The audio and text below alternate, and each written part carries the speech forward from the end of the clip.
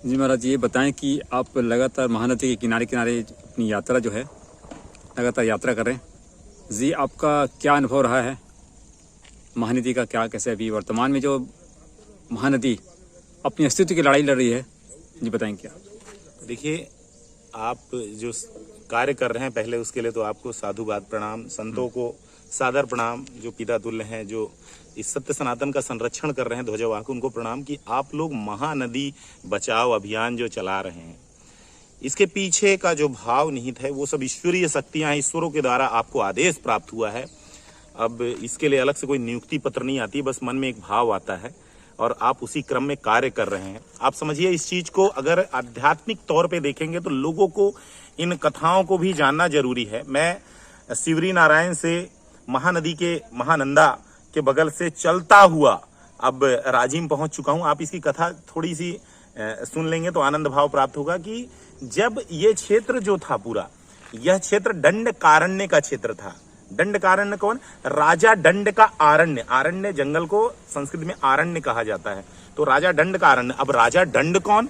राजा दंड इक्ष्वाकु के सबसे छोटे पुत्र, लघु पुत्र। और इक्ष्वाकु कौन? पृथ्वी के राजा वैश्वत मनु के पुत्र। इक्ष्वाकु यही रघुकुल वाले राजा रामचंद्र वाले इक्ष्वाकु। तो इक्ष्वाकु वंशीय उन्हीं की प्रॉपर्टी थी। राजा रामचंद्र अलग से कहीं नहीं आए थे, ये उनके ही परिवार की प्रॉपर्टी थी।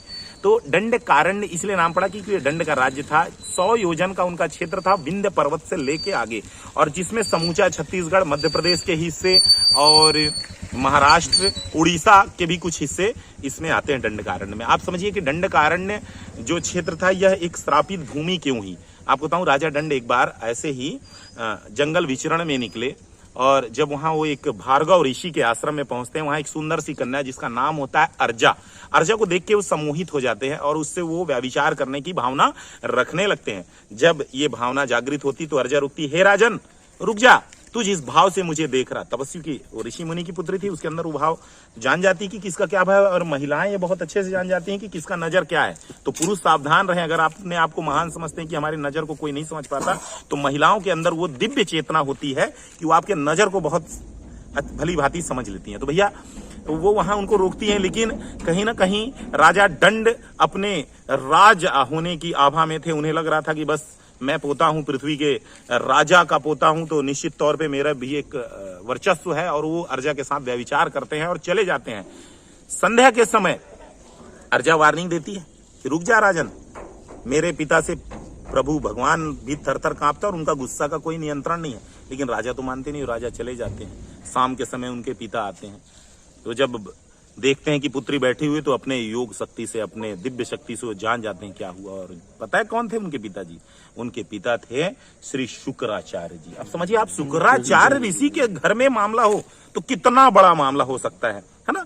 पूरा अब जैसे ही वो समझते हैं, हाथ में जल उठाते हैं, वैसे ही सारे देवता पहुंच जाते हैं और वो लोग फिर बोलने लगते हैं प्रभु प्रभु प्रभु। बोले, गजब बात करते हो तुम, एक बलात्कारी का सपोर्ट कर रहे हो, एक गंदे आदमी का सहयोग कर रहे हो, ऐसे लोगों का जिसने मेरी पुत्री के साथ व्यभिचार किया। बोले, प्रभु हम उसका नहीं, लेकिन आप जिस भाव से जल उठा रहे हैं, पूरी पूरी पृथ्वी नष्ट हो जाएगी। आप जहां ये जल छोड़ेंगे, दंड का राज्य तो राज्य पूरी पृथ्वी में छेद हो जाएगा, गुरुत्वाकर्षण बल हो जाएगा। अभी त्रेता राम आना है, अभी द्वापर में कृष्ण आना है, कलयुग में हम सबको यहाँ निहित होना है। ये सब लिखा जा चुका है। प्रभु आप थोड़ा सा अपने क्रोध को शांत करें। बोले, ठीक है, मैं अब इसको अग्नि समर्पण कर देता हूं, आग से जला दे। बोले, प्रभु फिर रुकिए, राजा का दंड दोषी है, उसका राज्य चलिए आप नाश कर सकते हैं, लेकिन उसमें जो ये लोग बैठे हुए हैं, सारे लोग हैं, पशु पक्षी जीव जंतु हैं, इनका क्या होगा प्रभु? फिर अंतोगत्वा हाथ में जल उठाते हैं, बोलते हैं, हे इंद्र मैं तुम्हें आदेश देता हूं।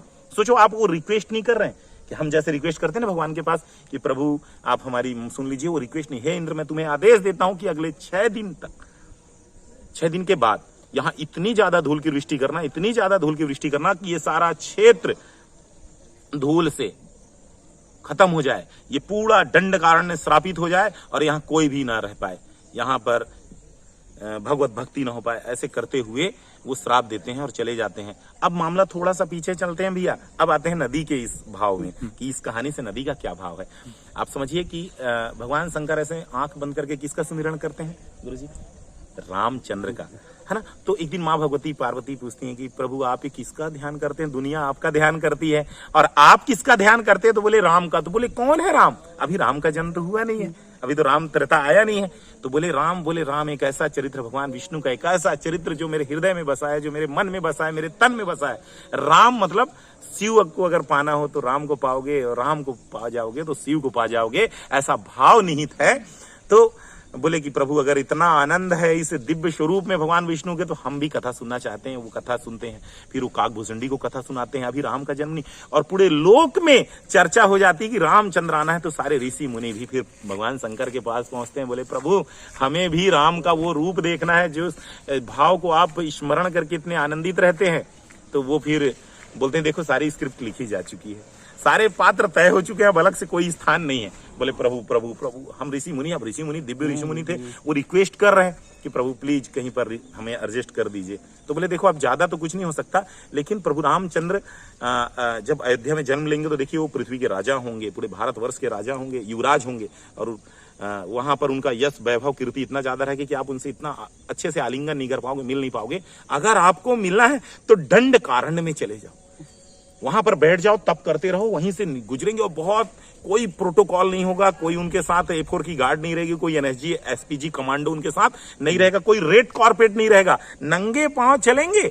प्रभु सारे भगवान को बचा रहे हैं, आप सत्य सनातन को बचा रहे हैं, आप भगवान रामचंद्र के पद चिन्हों को बचा रहे हैं, आप बचा रहे हैं उस सनातन सभ्यता को, आप बचा रहे हैं आने वाली पीढ़ी की उस जिज्ञासा को, आप बचा रहे हैं आने वाली पीढ़ी के उस कल को, जिससे उस सत्य सनातन के भाव को समझ पाएगा, रामचंद्र के उस आभा का स्मरण कर पाएगा, रामचंद्र की उस लीला को, उस चरित्र का दर्पण आप लोग बचा रहे हैं। जहां पर भगवान छत्तीसगढ़ के नाम पे भौतिक रूप में जाना जाता है प्रभु, कौशल प्रदेश भी यही था, यही आनंद था, दक्षिण कौशल भी यही कहलाया, ननिहाल भी यही कहलाया। और आपको जान के और आनंद आएगा कि रेणुका नदी का भी उद्गम स्थल यही है। मैं रास्ते में पाया था, मतरिंगा से अलमंडिया जाते हैं, बीच ऊपर में सरोवर है, जो कश्मीर में आप देखते हैं ना कि झीलें होती हैं, वो छत्तीसगढ़ में भी वो स्थान है, रेणुका नदी। और भगवान परशुराम का भी ननिहाल छत्तीसगढ़ ही है, यहाँ ही माँ रेणुका का जन्म हुआ, यहीं पर सारे ऋषियों ने तपस्या की, एक से एक स्थान है, यहीं पर सारा कुछ है, यहीं धाम है। और छत्तीसगढ़ भारत की दूसरी देवभूमि कहला सकती है प्रभु। इसी आनंद भाव के साथ आप सबको शुभकामनाएं हैं कि आप लोग ये पुनीत कार्य कर रहे हैं, ये सत्य सनातन की सेवा कर रहे हैं।